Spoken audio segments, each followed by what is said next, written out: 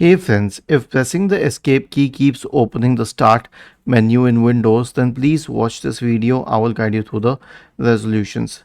So here's the thing, pressing the escape key doesn't open the start menu, but pressing Control plus escape will open the start menu. So check if the control key is stuck on your system, and if you have isolated this case, then try the second solution.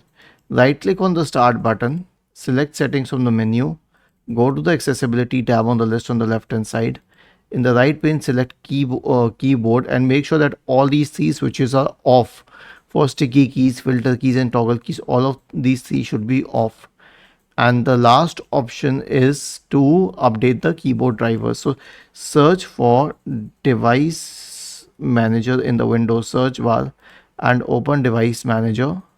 Expand the list of keyboard drivers. Right click on the first one, update driver. Right click on the second one, update driver, and update all keyboard drivers. Was this helpful? If yes, then please subscribe to the channel. If not, then let us know in the comment section of the video on how we could help you further. Thank you for watching this video and have a nice day.